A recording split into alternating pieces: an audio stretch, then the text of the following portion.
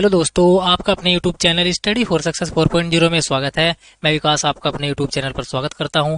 दोस्तों, जैसा कि आप सभी को पता है, आपका पॉलिटिकल साइंस का जो सेकंड पेपर होने वाला है 29 मई को, उसका हमने यहां पर यूनिट वाइज अध्ययन शुरू कर रखा था, जिसकी हमने चारों यूनिट बहुत बेहतरीन तरीके से जो है कंप्लीट कर चुकी है। और दोस्तों, अगर आपने अभी तक वो वीडियो नहीं देखी है तो आप जाकर देख लीजिएगा, लिंक आपको डिस्क्रिप्शन में मिल जाएगी। और दोस्तों, जो ये आपकी वीडियो होने वाली है, ये चारों के चारों यूनिट का एक निचोड़ है। इसके बाद आपको कोई भी वीडियो देखने की जरूरत नहीं पड़ेगी। अपने आप में एक मास्टर वीडियो है और एक एक क्वेश्चन बहुत ज्यादा महत्वपूर्ण है, क्योंकि मैंने इसमें एक एक क्वेश्चन अपने खुद हाथों से लिखा है। यानी कि मैंने आपके लिए पूरी क्रीम यहाँ पर इस प्रैक्टिस सेट में जो है कर दी है। दोस्तों, एक प्रकार से आप इसे प्रैक्टिस सेट ही मानिएगा। और इसमें जो आपका लगभग 115 क्वेश्चन होने वाले हैं, वो भी एमसीक्यू टाइप है दोस्तों। ठीक है, तो दोस्तों, जिन प्यारे भाइयों ने वीडियो को अभी तक लाइक नहीं किया तो वीडियो को लाइक कर दीजिएगा, और चैनल पर पहली बार आया तो चैनल को सब्सक्राइब कर दीजिएगा, क्योंकि दोस्तों आप ही के लिए इतनी मेहनत यहाँ पर की जा रही है दोस्तों। और दोस्तों, इसकी पीडीएफ भी मैं आपको वीडियो के एंड में बता दूंगा कहाँ मिलेगी, तो दोस्तों वीडियो में बने रहना है। देखिए, जो हमारा पहला इंपॉर्टेंट क्वेश्चन है, मनु के अनुसार राज्य का सबसे महत्वपूर्ण अंग। मनु के अनुसार जो है राज्य का सबसे महत्वपूर्ण अंग होता है, वो होता है राजा। कौन होता है? राजा होता है। चलिए नेक्स्ट क्वेश्चन की ओर बढ़ते हैं। मनु के अनुसार विधायिका या परिषद के सदस्यों की संख्या कितनी होती है? होती है 10। कितनी हो जाएगी? 10 हो जाएगी। चलिए दोस्त, नेक्स्ट क्वेश्चन की ओर बढ़ते हैं। धर्मशास्त्र का प्रणेता किसे माना जाता है? धर्मशास्त्र का प्रणेता मनुस्मृति या मनु को माना जाता है। किसको माना जाता है? मनु या मनुस्मृति, दोनों आपको ऑप्शन में एक ही मिलेगा। देखिए दोस्तों, नेक्स्ट क्वेश्चन की ओर बढ़ते हैं। यज्ञ को प्रारंभ करने वाला विश्व का प्रथम यज्ञकर्ता किसे कहा जाता है? देखिए, यज्ञ को प्रारंभ करने वाला जो विश्व में यज्ञ करता है, वो कौन है? मनु है। कौन है? मनु है। मनु को कहा जाता है। नेक्स्ट क्वेश्चन देखिए दोस्त, मनु में हिंदू धर्म में कितने संस्कारों का वर्णन किया गया है? देखिए दोस्तों, जो हमारी मनुस्मृति है, उसमें हिंदू धर्म के कितने संस्कार बताए हैं? 16 संस्कार बताए हैं। इंपोर्टेंट है, याद रखेंगे। मनुस्मृति के किस अध्याय में राजधर्म के सिद्धांत का प्रतिपादन किया है? देखिए, जो आपका मनुस्मृति का 7वां अध्याय है, मनुस्मृति के 7वें अध्याय में राजधर्म के सिद्धांत का प्रतिपादन किया गया है। चलिए दोस्त, नेक्स्ट क्वेश्चन की ओर बढ़ते हैं। मनुस्मृति में राजधानी को क्या कहा गया है? मनुस्मृति में राजधानी को पुरी या दुर्ग कहा गया है। चलिए दोस्त, नेक्स्ट क्वेश्चन की ओर बढ़ते हैं। मनुस्मृति में कितने अध्याय हैं? मनुस्मृति में हमारे 12 अध्याय हैं। कितने हैं? 12 अध्याय पूछा जा सकता है। इंपोर्टेंट है दोस्तों, एक एक क्वेश्चन इसमें बहुत ज्यादा महत्वपूर्ण है, तो ध्यान से पढ़ना है। मनुस्मृति के अनुसार शासन की सबसे छोटी इकाई है। मनुस्मृति के अनुसार शासन की जो सबसे छोटी इकाई होती है, वो क्या होती है? ग्राम होती है। चलिए भाई, नेक्स्ट क्वेश्चन की ओर बढ़ते हैं। भीष्म के अनुसार बैरी को किस प्रकार नष्ट किया जा सकता है? भीष्म के अनुसार बैरी को बुद्धि बल से नष्ट किया जा सकता है। किससे? बुद्धि के बल से किया जा सकता है नष्ट। चलिए दोस्त, नेक्स्ट क्वेश्चन की ओर बढ़ते हैं। भीष्म का वास्तविक नाम क्या है? भीष्म का वास्तविक नाम देवव्रत है। चलिए दोस्त, नेक्स्ट क्वेश्चन की ओर बढ़ते हैं। भीष्म के अनुसार मंत्री परिषद में वैश्यों की संख्या कितनी होनी चाहिए? देखिए दोस्तों, कितनी होनी चाहिए? ये हो जाएगी आपका 21। किसके अनुसार? भीष्म के अनुसार। चलिए दोस्त, नेक्स्ट क्वेश्चन की ओर बढ़ते हैं। महाभारत की रचना किसने की है? बहुत इंपॉर्टेंट क्वेश्चन है और सभी को पता भी होगा। महाभारत की रचना वेद व्यास जी ने करी है। चलिए दोस्त, नेक्स्ट क्वेश्चन की ओर बढ़ते हैं। महाभारत में आरंभ से अंत तक सामाजिक व्यवस्था का आधार क्या है? जाति व्यवस्था है। दोस्तों, एक एक क्वेश्चन बहुत ज्यादा महत्वपूर्ण है, क्योंकि एक एक क्वेश्चन को बनाने में बहुत टाइम लगा है। ये सब मेहनत आप ही के लिए की गई है। अगर आप हमारे पुराने स्टूडेंट होगे तो हमारी इन मास्टर वीडियो की वैल्यू आप सभी को पता होगा। फिर भी आपको कमेंट में बताना है कि आप हमारे पुराने स्टूडेंट हैं या आप इस वीडियो को पहली बार देख रहे हैं, तो जरूर बताना है कमेंट में। देखिए दोस्त, नेक्स्ट क्वेश्चन की ओर बढ़ेंगे। राजनीति के भीष्म पितामह के अनुसार कितने गुण हैं? देखिए दोस्तों, जो हमारा पॉलिटिकल है, उसके भीष्म के अनुसार कितने गुण बताए गए हैं? 6 गुण बताए गए हैं। चलिए दोस्त, नेक्स्ट क्वेश्चन की ओर बढ़ते हैं। यहाँ से बहुत ज्यादा इंपॉर्टेंट क्वेश्चन शुरू हो जाते हैं और भी ज्यादा। कौटिल्य का सप्तांग सिद्धांत किस पर आधारित है? देखिए दोस्तों, सबसे पहले तो आपसे यही पूछा जा सकता है कि सप्तांग सिद्धांत किसने दिया है? तो किसने दिया है? कौटिल्य ने दिया है, याद रखेंगे। और दोस्तों, जो है आपका सप्तांग सिद्धांत है, ये किस पर आधारित है? ये है सावयव सिद्धांत पर आधारित। इंपोर्टेंट है, याद रखेंगे भाई। चलिए दोस्त, नेक्स्ट क्वेश्चन की ओर बढ़ते हैं। कौटिल्य किस राजा के महामंत्री थे? कौटिल्य जो है चंद्रगुप्त मौर्य के महामंत्री थे। बहुत ज्यादा इंपॉर्टेंट क्वेश्चन है, याद रखेंगे। चलिए दोस्त, नेक्स्ट क्वेश्चन की ओर बढ़ेंगे। कौटिल्य की दंड नीति का संबंध किससे है? कौटिल्य की दंड नीति का संबंध जो है दोस्तों शासन कला या राजनीति से है। चलिए भाई नेक्स्ट क्वेश्चन की ओर बढ़ेंगे। अर्थशास्त्र पुस्तक के लेखक कौन है? स्टार लगाकर नोट कर लीजिएगा, बहुत ज्यादा इंपॉर्टेंट है क्योंकि ये हर बार एग्जाम में पूछी जाती है। अर्थशास्त्र पुस्तक के लेखक है कौटिल्य जी। कौन है? कौटिल्य जी। और दोस्तों ये आपकी जो अर्थशास्त्र पुस्तक है ये भी पूछा जाता है कि ये किससे संबंधित है, तो आप याद रखेंगे ये राजनीति से संबंधित है। किससे संबंधित है? राजनीति से संबंधित है। कौन सी? अर्थशास्त्र। कुछ लोग जो है अर्थशास्त्र देकर इकोनॉमी लगा देंगे तो आपका आंसर हो जाएगा गलत। चलिए दोस्त नेक्स्ट क्वेश्चन की ओर बढ़ते हैं। कौटिल्य ने राज्य के कितने अंग बताए हैं? कौटिल्य ने राज्य के 7 अंग बताए हैं। चलिए भाई आगे बढ़ेंगे। कौटिल्य के अनुसार राज्य की सभी कार्य निर्भर है। देखिए दोस्तों जो हमारे राज्य के कार्य सभी निर्भर होते हैं वो किस पर होते हैं? कौटिल्य के अनुसार आमात्यों पर होते हैं। किस पर होते हैं? आमात्यों पर निर्भर होते हैं राज्य के सभी कार्य। चलिए दोस्त नेक्स्ट क्वेश्चन की ओर बढ़ते हैं। कौटिल्य की विदेश नीति है। देखिए दोस्तों इंपॉर्टेंट क्वेश्चन है, ये भी पूछा जाता है कि कौटिल्य की विदेश नीति कैसी है? वो है 6 सूत्री है। चलिए दोस्त नेक्स्ट क्वेश्चन की ओर बढ़ते हैं। प्राचीन भारतीय राजनीतिक चिंतक के जनक कौन है? प्राचीन भारतीय राजनीतिक चिंतन के जनक है आपके कौटिल्य जी। इंपॉर्टेंट है, याद रखेंगे। और एक क्वेश्चन और भी पूछा जाता है, ये है देखिए कौटिल्य का वास्तविक नाम क्या है? कौटिल्य का वास्तविक नाम है विष्णुगुप्त। कभी आपसे विष्णुगुप्त लिखकर पूछ लिया जाए तो आपको कंफ्यूज नहीं होना है, कौटिल्य और विष्णुगुप्त एक ही नाम है। चलिए दोस्त नेक्स्ट क्वेश्चन की ओर बढ़ते हैं। अर्थशास्त्र में कितने प्रकार के न्यायालयों का वर्णन किया गया है? देखिए जो आपका एक कौटिल्य द्वारा रचित पुस्तक अर्थशास्त्र है इसमें कितने प्रकार के न्यायालयों का वर्णन किया गया है? ये किया गया है 2 प्रकार के न्यायालयों का। और आपसे पूछा जाएगा कि अर्थशास्त्र में कानून कितने प्रकार के बताए गए हैं? कानून 4 प्रकार के बताए गए हैं। और इसी प्रकार से युद्ध हमारे 3 प्रकार के बताए हैं, ये भी पूछा जा सकता है। ये तीनों क्वेश्चन मैंने एक क्वेश्चन में ही ले लिए हैं तो याद रखेंगे। देखिए दोस्त नेक्स्ट क्वेश्चन की ओर बढ़ते हैं। शुक्र नीति में राज्य को माना जाता है। शुक्र नीति में राज्य को स्वावयवी माना जाता है। चलिए भाई नेक्स्ट क्वेश्चन की ओर बढ़ेंगे।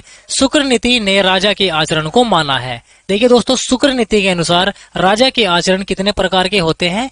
8 प्रकार के होते हैं, याद रखेंगे। चलिए दोस्त नेक्स्ट क्वेश्चन की ओर बढ़ते हैं। शुक्र नीति का रचनाकाल माना जाता है। देखिए शुक्र नीति का रचनाकाल माना जाता है 10वीं शताब्दी में। किस में माना जाता है? 10वीं शताब्दी में माना जाता है। और दोस्तों आपको कमेंट में ये भी बताना है कि आपको हमारी वीडियो से कितना फायदा मिलता है। चलिए दोस्त नेक्स्ट क्वेश्चन की ओर बढ़ते हैं। शुक्र नीति में राज्य रूपी शरीर की आंख किसे माना जाता है? ये माना जाता है मंत्री को। चलिए दोस्त नेक्स्ट क्वेश्चन की ओर बढ़ेंगे। शुक्र नीति में कितने अध्याय है? शुक्र नीति में 4 अध्याय है। वहीं अगर आपसे पूछ लिया जाए श्लोक कितने हैं? 2200 श्लोक है। कितने हैं? 2200 श्लोक है। किसमें? शुक्र नीति में। चलिए भाई नेक्स्ट क्वेश्चन की ओर बढ़ेंगे दोस्त। शुक्र के अनुसार 100 गांव के अधिकारियों को क्या कहा जाता है? देखिए शुक्र के अनुसार जिसके आपका 100 गांव जिसके अंडर में आते हैं उसको क्या कहा जाता है? सामंत कहा जाता है। चलिए दोस्त नेक्स्ट क्वेश्चन की ओर बढ़ते हैं। राजा राम मोहन राय ने ब्रह्मसूत्र का बांग्ला में अनुवाद कब किया था? ये किया था आपका 1815 में। कब किया था? 1815 में किया था, याद रखेंगे। चलिए दोस्त नेक्स्ट क्वेश्चन की ओर बढ़ते हैं। आधुनिक भारत का जनक किसे कहा जाता है? आधुनिक भारत का जनक जो है राजा राम मोहन राय जी को कहा जाता है। और आपसे ये भी पूछा जा सकता है कि राजा राम मोहन राय जी का जन्म कब हुआ है, तो आपको बताना है 22 मई 1772 को राजा राम मोहन राय जी का जन्म हुआ है। चलिए दोस्त नेक्स्ट क्वेश्चन की ओर बढ़ते हैं। ब्रह्म समाज की स्थापना किसने की है? ब्रह्म समाज की स्थापना राजा राम मोहन राय जी ने की है। और कब करी है? 1828 में करी है। ये भी क्वेश्चन पूछा गया है, ये मैंने लिख दिया है तो याद रखना है। चलिए भाई नेक्स्ट क्वेश्चन की ओर बढ़ते हैं। बहुत ज्यादा इंपॉर्टेंट क्वेश्चन है। देखिए सती प्रथा का अंत किसने करवाया था? देखिए दोस्तों सती प्रथा का अंत करा था आपका राजा राम मोहन राय जी ने। और क्वेश्चन ये भी पूछा जा सकता है कि सती प्रथा का जो अंत है वो किसके शासनकाल में हुआ है? ये हुआ है विलियम बेंटिक के शासनकाल में। ये भी क्वेश्चन इंपॉर्टेंट है दोस्तों। जितने भी क्वेश्चन बता रहा हूं ना बहुत ज्यादा महत्वपूर्ण है तो ध्यान से पढ़ना है। चलिए दोस्त नेक्स्ट क्वेश्चन की ओर बढ़ते हैं। संवाद कौमुदी का प्रकाशन किसने किया था? संवाद कौमुदी जो है ये इसका प्रकाशन किया था राजा राम मोहन राय जी ने। और किस भाषा में किया था? ये भी पूछा जाता है। बांग्ला भाषा में किया था। इंपोर्टेंट, याद रखेंगे। ईसाई जनता के नाम अंतिम अपील किसकी रचना है? राजा राम मोहन राय जी की है। चलिए दोस्त नेक्स्ट क्वेश्चन की ओर बढ़ते हैं। Important question. भारतीय पुनर्जागरण के जनक कौन थे? भारतीय पुनर्जागरण के जनक कौन है? राजा राम मोहन राय जी है। चलिए दोस्त नेक्स्ट क्वेश्चन की ओर बढ़ते हैं, बहुत ज्यादा महत्वपूर्ण क्वेश्चन होने वाला है। आत्मीय सभा की स्थापना कब हुई थी? आत्मीय सभा की स्थापना 1815 में हुई थी। देखिए दोस्त नेक्स्ट क्वेश्चन की ओर बढ़ते हैं, भारत का मार्टिन लूथर किसे कहा जाता है? भारत का मार्टिन लूथर राजा राम मोहन राय जी को कहा जाता है। इंपोर्टेंट, याद रखेंगे। गोपाल कृष्ण गोखले भारतीय राजनीति में किस प्रकार विचारधारा के जनक थे? ये थे उदारवादी विचारधारा के। चलिए भाई नेक्स्ट क्वेश्चन की ओर बढ़ते हैं, गोपाल कृष्ण गोखले के राजनीतिक गुरु कौन थे? गोपाल कृष्ण गोखले के राजनीतिक गुरु हमारे महादेव गोविंद रानाडे जी थे। दोस्तों आपको यहां से सेम टू सेम क्वेश्चन आपके एग्जाम में देखने को बहुत ज्यादा मिलेंगे, इस बात का मैं दावा करता हूं। देखिए दोस्त नेक्स्ट क्वेश्चन की ओर बढ़ते हैं, गोखले जी ने कांग्रेस की सदस्यता कब ग्रहण की थी? ये करी थी 1889 में। चलिए भाई नेक्स्ट क्वेश्चन की ओर बढ़ते हैं, कांग्रेस के बनारस अधिवेशन की अध्यक्षता किसने की थी? ये की थी गोपाल कृष्ण गोखले जी ने। और कब हुआ था ये आपका अधिवेशन? ये हुआ था 1905 में। याद रखेंगे, पूछा जा सकता है कि कांग्रेस का बनारस अधिवेशन कब हुआ था? 1905 में हुआ था, जिसके अध्यक्ष गोपाल कृष्ण गोखले जी थे। चलिए दोस्त नेक्स्ट क्वेश्चन की ओर बढ़ते हैं, गोखले ने प्रशासनिक सुधार के लिए सरकार के समक्ष कितनी मांगे रखी? 9 मांगे रखी थी सरकार के समक्ष गोपाल कृष्ण गोखले जी ने। चलिए दोस्त नेक्स्ट क्वेश्चन की ओर बढ़ते हैं, भारत सेवक समाज के संस्थापक कौन थे? भारत सेवक समाज ये आपका फाउंडेड किया गया था गोपाल कृष्ण गोखले जी के द्वारा।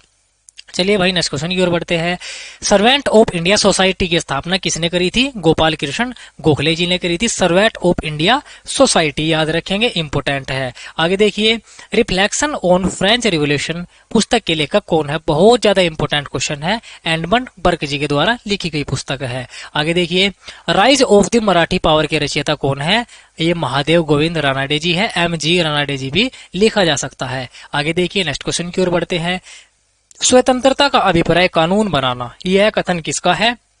ये कथन रानाडे जी का है। इंपोर्टेंट कथन है, याद रखेंगे। चलिए दोस्त नेक्स्ट क्वेश्चन की ओर बढ़ते हैं, इंदु भारती साप्ताहिक के संपादक कौन थे? देखिए दोस्तों, जो आपका इंदु भारती साप्ताहिक समाचार पत्र था, इसके संपादक थे महादेव गोविंद रानाडे जी। चलिए दोस्त नेक्स्ट क्वेश्चन की ओर बढ़ते हैं, बहुत ज्यादा महत्वपूर्ण क्वेश्चन है, ये भी बहुत ज्यादा एग्जाम में पूछा जाता है। महाराष्ट्र के सुकरात कौन थे? देखिए दोस्तों, महाराष्ट्र के जो आपका सुकरात कहे जाते हैं, ये कौन कहे जाते हैं? ये कहा जाते हैं आपके महादेव गोविंद रानाडे जी। इंपोर्टेंट क्वेश्चन है, याद रखेंगे। चलिए दोस्त नेक्स्ट क्वेश्चन की ओर बढ़ते हैं, दक्षिण सभा नामक संस्था की स्थापना कहाँ हुई थी? पूना में हुई थी। और किसने करी थी? ये करी थी आपकी रानाडे जी ने। ये भी पूछा जा सकता है कि दक्षिण सभा की स्थापना किसने करी थी? महादेव गोविंद रानाडे जी ने करी थी। ये भी इंपोर्टेंट बात है। चलिए दोस्त नेक्स्ट क्वेश्चन की ओर बढ़ते हैं, रानाडे बंबई के मजिस्ट्रेट कब तक रहे? देखिए दोस्तों, जो हमारे महादेव गोविंद रानाडे जी है, ये बंबई के जो है मजिस्ट्रेट रहे हैं 1893 से 1901 तक। आगे बढ़ते हैं नेक्स्ट क्वेश्चन की ओर, रानाडे के अनुसार लड़कियों की विवाह की आयु कितनी होनी चाहिए? ये होनी चाहिए 10 से 12 वर्ष। तिलक का दृष्टिकोण कैसा था? आध्यात्मिक था। इंपोर्टेंट क्वेश्चन, याद रखेंगे। चलिए दोस्त नेक्स्ट क्वेश्चन की ओर बढ़ते हैं, बाल गंगाधर तिलक का जन्म कब हुआ था? बाल गंगाधर तिलक जी का जन्म 23 जुलाई 1856 में हुआ था। याद रखेंगे। भारतीय अशांति का जनक किसे कहा जाता है? ये कहा जाता है तिलक जी को। बहुत ज्यादा इंपोर्टेंट क्वेश्चन है, याद रखेंगे। तिलक ने किस वर्ष कांग्रेस की सदस्यता ग्रहण करी थी? ये करी थी 1889 में। या आपसे ये भी पूछा जा सकता है कि तिलक जी कांग्रेस के सदस्य कब बने? 1889 में बने। दोनों एक ही क्वेश्चन है, याद रखेंगे। स्वराज मेरा जन्म सिद्ध अधिकार है, मैं इसे लेकर रहूंगा, ये कथन किसका है? बहुत ज्यादा महत्वपूर्ण नारा है, ये दिया है आपका बाल गंगाधर तिलक जी ने। देखिए दोस्त नेक्स्ट क्वेश्चन की ओर बढ़ते हैं, तिलक जी किस वर्ष बंबई विधान परिषद के अध्यक्ष चुने गए? ये चुने गए थे 1897 में। चलिए दोस्त नेक्स्ट क्वेश्चन की ओर बढ़ते हैं, तिलक किस वर्ष कांग्रेस के अध्यक्ष चुने गए? ये चुने गए थे 1918 में। कब चुने गए थे अध्यक्ष? 1918 में चुने गए थे। और सदस्य मैंने आपको ऊपर बता दिया है। आगे देखिए दोस्त नेक्स्ट क्वेश्चन की ओर बढ़ते हैं, दक्षिण शिक्षा समाज तथा फर्ग्यूसन कॉलेज के संस्थापक कौन थे? दोनों जो है ये स्थापित किए गए थे बाल गंगाधर तिलक जी के द्वारा। आगे देखिए नेक्स्ट क्वेश्चन की ओर बढ़ते हैं दोस्त, मराठा साप्ताहिक पत्र का प्रकाशन किस भाषा में होता था? देखिए दोस्त, जो आपका ये मराठा साप्ताहिक पत्र है, ये बाल गंगाधर तिलक जी के द्वारा जो है प्रकाशित किया जाता था। और किस भाषा में किया जाता था? अंग्रेजी में किया जाता था। काफी जो लोग हैं इसको गलत करते हैं, क्योंकि मराठा समझ के जो है आप इसे लगा देते हैं मराठी, जो कि हमारा हो जाएगा गलत। मराठी नहीं है, मराठा जो साप्ताहिक पत्र है ये अंग्रेजी भाषा में छपता था। किसके द्वारा छपा जाता था? बाल गंगाधर तिलक जी के द्वारा इसका प्रकाशन किया जाता था। इतनी बात आपको हमेशा याद रखनी है। देखिए दोस्त, नेक्स्ट क्वेश्चन की ओर बढ़ते हैं। न्यू इंग्लिश स्कूल की स्थापना किस वर्ष हुई थी? देखिए, न्यू इंग्लिश स्कूल की स्थापना 1860 में हुई थी बाल गंगाधर तिलक जी के द्वारा। और कहां पर हुई थी? पूना में हुई थी। यह भी पूछा जा सकता है। चलिए दोस्त, नेक्स्ट क्वेश्चन की ओर बढ़ते हैं। केसरी समाचार पत्र के संपादक कौन थे?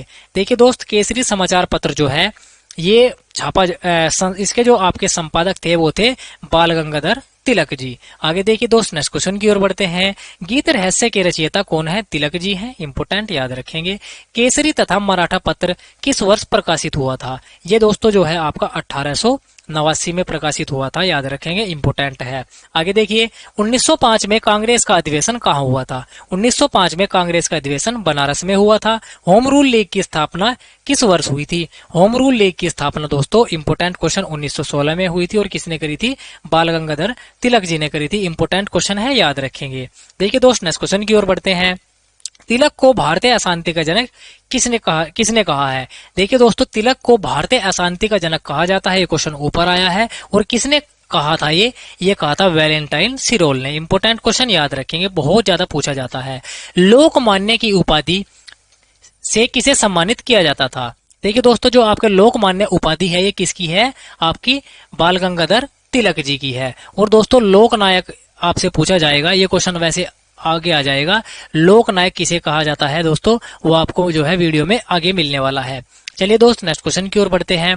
देखिए, पांडिचेरी का संत किसे कहा जाता है? पांडिचेरी का संत जो है आपको अरविंद घोष जी को कहा जाता है, याद रखेंगे, इंपोर्टेंट क्वेश्चन। आगे देखिए, बंग भंग आंदोलन प्रेरित था। ये था धार्मिक आस्था से प्रेरित बंग भंग आंदोलन। अरविंद घोष की मृत्यु कब हुई थी? देखिए, अरविंद घोष की मृत्यु जो है इंपोर्टेंट है, ये पूछी जाती है, 5 दिसंबर 1950 को हुई थी। अगर आपसे जन्म पूछ ले जाए, जन्म 15 अगस्त 1872 में हुआ था, सॉरी, याद रखेंगे, इंपोर्टेंट। देखिए आगे बढ़ते हैं। डिफेंस ऑफ इंडियन कल्चर के रचयिता कौन है? अरविंदो घोष जी के द्वारा लिखी गई है। इंपोर्टेंट पुस्तक है, बहुत ज्यादा पूछी जाती है। आगे देखिए दोस्त, आईसीएस परीक्षा अच्छी श्रेणी से उत्तीर्ण होने के बावजूद अरविंद घोष को क्यों अयोग्य घोषित कर दिया गया?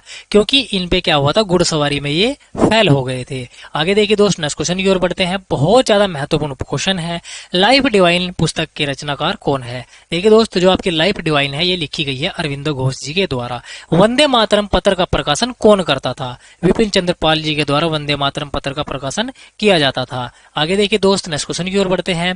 अरविंद ने किस पत्रिका का संपादन किया था? ये करी थी कर्मयागी। कौन सी? कर्मयोगी पत्रिका का संपादन किसने किया था? अरविंद घोष ने किया था, याद रखेंगे। रामकृष्ण मिशन की स्थापना कब हुई थी? देखिए दोस्तों, रामकृष्ण मिशन की स्थापना 1897 में हुई थी। और किसके द्वारा करी गई थी? स्वामी विवेकानंद जी के द्वारा की गई थी। ये भी इंपोर्टेंट है। देखिए दोस्त, नेक्स्ट क्वेश्चन की ओर बढ़ते हैं। स्वामी विवेकानंद का जन्म कब हुआ था? स्वामी विवेकानंद जी का जन्म 12 जनवरी 1863 में हुआ था। इंपोर्टेंट, याद रखेंगे। देखिए दोस्त, नेक्स्ट क्वेश्चन की ओर बढ़ते हैं। शिकागो में आयोजित विश्व धर्म सम्मेलन में भारत का प्रतिनिधित्व किसने किया था? स्वामी विवेकानंद जी ने किया था। और आपसे पूछा जा सकता है कि ये जो आपका शिकागो का विश्व धर्म सम्मेलन हुआ था ये कब हुआ था? 1893 में हुआ था। चलिए दोस्त, नेक्स्ट क्वेश्चन की ओर बढ़ते हैं। स्वामी विवेकानंद के गुरु कौन थे? स्वामी विवेकानंद के गुरु रामकृष्ण परमहंस जी थे। चलिए दोस्त, नेक्स्ट क्वेश्चन की ओर बढ़ते हैं। 85 का क्वेश्चन, किस कांड से विचलित होकर महात्मा गांधी असहयोगी बने? जलियांवाला बाग हत्याकांड। देखिए दोस्तों, जो आपका जलियांवाला बाग हत्याकांड है ये कब हुआ था? पूछा जा सकता है। 13 अप्रैल 1919 में क्या हुआ था? जलियांवाला बाग हत्याकांड हुआ था। इंपोर्टेंट डेट है, याद रखेंगे। आगे देखिए दोस्त, नेक्स्ट क्वेश्चन की ओर बढ़ते हैं। महात्मा गांधी ने असहयोग आंदोलन कब चलाया? ये चलाया था 1920 में। और आपसे पूछा जा सकता है कि भारत छोड़ो आंदोलन कब चला? 1942 में चला। और व्यक्तिगत सत्याग्रह 1940 से लगाकर 41 तक चला। तीनों इंपोर्टेंट क्वेश्चन है, याद रखेंगे। चलिए दोस्त, नेक्स्ट क्वेश्चन की ओर बढ़ते हैं। सत्य के साथ मेरे प्रयोग के लेखक कौन है? महात्मा गांधी जी है। और महात्मा गांधी जी की इंपोर्टेंट बुक है हिंद स्वराज। ये भी पूछी जा सकती है कि हिंद स्वराज पुस्तक के लेखक कौन है? महात्मा गांधी जी हैं। चलिए दोस्त, नेक्स्ट क्वेश्चन की ओर बढ़ते हैं। महात्मा गांधी ने सर्वप्रथम सत्याग्रह आंदोलन का सफलतापूर्वक परीक्षण कहाँ किया था? ये किया था साउथ अफ्रीका में। चलिए दोस्त नेक्स्ट क्वेश्चन की ओर बढ़ते हैं। सविनय अवज्ञा के संबंध में महात्मा गांधी सर्वाधिक किससे प्रभावित हुए? ये हुए थे, एक लेखक है थोरो। किससे हुए थे? थोरो से हुए थे। चलिए दोस्त नेक्स्ट क्वेश्चन की ओर बढ़ते हैं। रस्किन की किस पुस्तक से गांधी जी प्रभावित हुए? ये है आपकी अनटू दी लास्ट। बहुत ज्यादा इंपोर्टेंट पुस्तक है। किसके द्वारा लिखी गई है? रस्किन बॉन्ड के द्वारा लिखी गई है। आगे देखिए दोस्त नेक्स्ट क्वेश्चन की ओर बढ़ते हैं। प्रन्यास सिद्धांत का प्रतिपादन किसने किया था? महात्मा गांधी जी ने किया था। चलिए दोस्त नेक्स्ट क्वेश्चन की ओर बढ़ेंगे। महात्मा गांधी ने ब्रिटेन के साथ किस गोलमेज सम्मेलन में भाग लिया था? महात्मा गांधी जी ने द्वितीय गोलमेज सम्मेलन में भाग लिया था। देखिए दोस्त नेक्स्ट क्वेश्चन की ओर बढ़ते हैं। इंपोर्टेंट क्वेश्चन है, यंग इंडिया साप्ताहिक पत्र किससे संबंधित है? यंग इंडिया साप्ताहिक पत्र ये है आपका महात्मा गांधी जी से संबंधित, और इनसे संबंधित नवजीवन और हरिजन ये भी क्या है? ये भी साप्ताहिक पत्र है जो महात्मा गांधी जी से संबंधित है। इंपोर्टेंट पत्र है, तीनों याद रखेंगे। चलिए दोस्त नेक्स्ट क्वेश्चन की ओर बढ़ते हैं। गांधी जी दक्षिण अफ्रीका कब गए थे? इंपोर्टेंट क्वेश्चन, 1893 में गए थे। चलिए दोस्त नेक्स्ट क्वेश्चन की ओर बढ़ेंगे। नेहरू समर्थक थे। नेहरू जी किसके समर्थक थे? समाजवाद के समर्थक थे। चलिए दोस्त नेक्स्ट क्वेश्चन की ओर बढ़ते हैं। क्वेश्चन नंबर 96 हुआ, नेहरू ने पूर्ण स्वराज की घोषणा का लक्ष्य किस वर्ष रखा? ये रखा था आपका 1929 को। चलिए दोस्त नेक्स्ट क्वेश्चन की ओर बढ़ते हैं। पिता के पत्र पुत्री के नाम किसकी रचना है? इंपोर्टेंट है, जवाहरलाल नेहरू जी द्वारा लिखी गई है। आगे दोस्त नेक्स्ट क्वेश्चन की ओर बढ़ते हैं। भारत की खोज किसकी रचना है? बहुत ज्यादा महत्वपूर्ण क्वेश्चन है। भारत की खोज ये है आपकी जवाहरलाल नेहरू जी की। चलिए दोस्त नेक्स्ट क्वेश्चन की ओर बढ़ते हैं। कांग्रेस के लाहौर अधिवेशन में अध्यक्ष कौन थे? कांग्रेस के लाहौर अधिवेशन में जवाहरलाल नेहरू जी अध्यक्ष थे, और ये जो अधिवेशन है कब हुआ था? 1929 में हुआ था। और ये जो आपका अधिवेशन हुआ था इसमें क्या हुआ था? पूर्ण स्वराज का प्रस्ताव पारित हुआ था। याद रखेंगे, इंपोर्टेंट क्वेश्चन है ये भी। चलिए दोस्त नेक्स्ट क्वेश्चन की ओर बढ़ते हैं। Question number 16, cabinet mission plan के अंतर्गत अंतरिम सरकार किसके नेतृत्व में गठित हुई? ये हुई थी नेहरू जी के नेतृत्व में। दोस्तों वीडियो को बनाने में बहुत मेहनत लगी है, तो यार वीडियो को लाइक और चैनल को सब्सक्राइब जरूर कर देना और अपने दोस्तों में जरूर शेयर कर देना। चलिए दोस्त नेक्स्ट क्वेश्चन की ओर बढ़ेंगे। भारत में पहली ऑल इंडिया यूथ कांग्रेस किसकी अध्यक्षता में हुई? ये हुई थी जवाहरलाल नेहरू जी की अध्यक्षता में। चलिए दोस्त नेक्स्ट क्वेश्चन की ओर बढ़ते हैं। एक क्रांतिकारी के रूप में एम.एन. रॉय सम्मिलित थे। ये थे हावड़ा कांड में सम्मिलित। चलिए दोस्त नेक्स्ट क्वेश्चन की ओर बढ़ेंगे। एम.एन. रॉय ने सर्वप्रथम साम्यवादी दल की स्थापना कहाँ करी थी? मैक्सिको में करी थी। साप्ताहिक पत्र स्वतंत्र भारत की नींव किसने डाली? ये डाली थी एम.एन. रॉय जी द्वारा। चलिए दोस्त नेक्स्ट क्वेश्चन की ओर बढ़ते हैं। किसके द्वारा धर्म विहीन नैतिकता का विचार दिया गया? ये दिया गया एम.एन. रॉय जी के द्वारा। चलिए दोस्त नेक्स्ट क्वेश्चन की ओर बढ़ते हैं। दोस्तों देखिए, रेडिकल डेमोक्रेटिक पार्टी की स्थापना किसने करी? ये करी थी मानवेंद्र नाथ राय जी ने। इंपोर्टेंट क्वेश्चन याद रखेंगे। इंडिया इन ट्रांजिशन पुस्तक की रचना कब की गई थी? ये करी गई थी 1922 में। और कब किसने करी थी? एम.एन. राय जी के द्वारा की गई थी। और दोस्तों एम.एन. राय जी की इंपोर्टेंट 3 पुस्तक और मैंने यहाँ पर लिखी है। एक तो मेटेरियलिज्म, और आपका Indian problem and it's solution, ये भी इनके द्वारा ही लिखी गई है। और 1 ईयर नॉन कोऑपरेशन, ये भी बहुत ज्यादा महत्वपूर्ण पुस्तक है।